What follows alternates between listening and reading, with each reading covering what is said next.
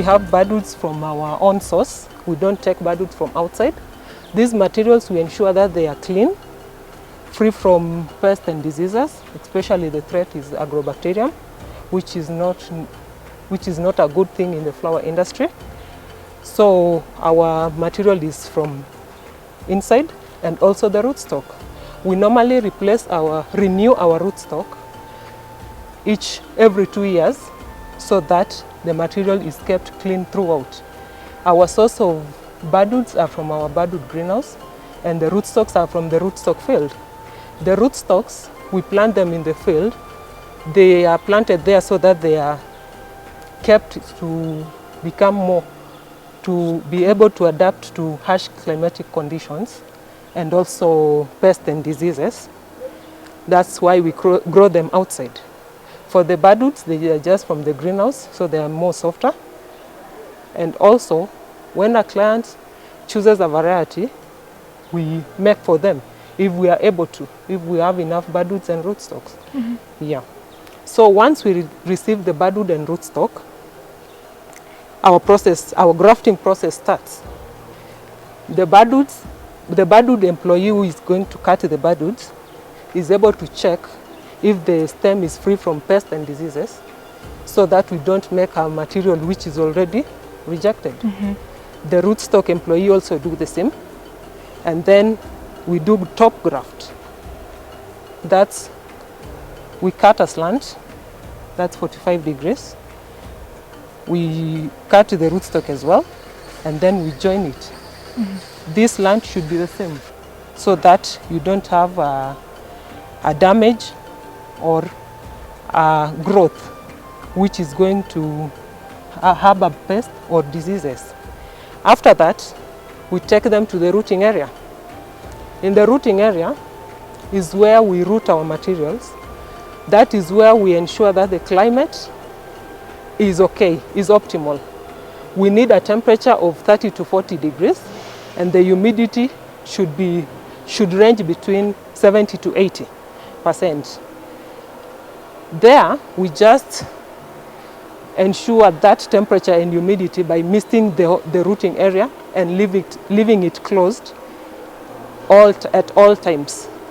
There is an employee also who checks if the misters are working, so that our plants are not stressed out when they are still over there. The misting water is just plain water. We don't give nutrients there because we are trying to heal the plant and ensure that it's growing, it's getting enough foliage, and started the rooting process. Rooting starts at around 14 days, but we do sorting at day 21 and the final sorting at day 28. After that, when the employees now are ready to come and sort in day 21, and we bring them to the hardening area where we start our hardening process. Hardening takes a period of 7 days, but some clients prefer longer plants, so we keep them for 2 or 3 weeks more. In all the processes, we do spray our plants against fungicides and also pesticides, but mostly fungicides because the area is humid, so you need to get the plants good and curb the botrytis for this case. Mm-hmm. Yeah. The major problem is botrytis and downy mildew. So those are mostly the sprays we use to spray in the rooting area and also in the hardening area.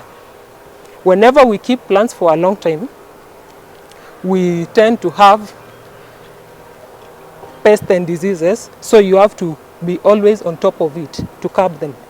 Like maybe you can get a spot of pests, that could be spider mites, but if you are always ready to spray, then you won't get it and it won't be a problem. Mm-hmm. Yeah. Then once the plants are fully hardened here, they are ready for packing. After the 7 days or whenever the client likes, that's when we do the packing. We have a plant box whose pack rate is 150 plants per box, and then they are ready for dispatch. Yeah. In all the processes also, to ensure that we are clean, we disinfect all the materials we use. Like the cleaning of the trays, we have to use a disinfectant while cleaning. our knives, when grafting, we have to disinfect our knives after every cut. And also in our foot baths.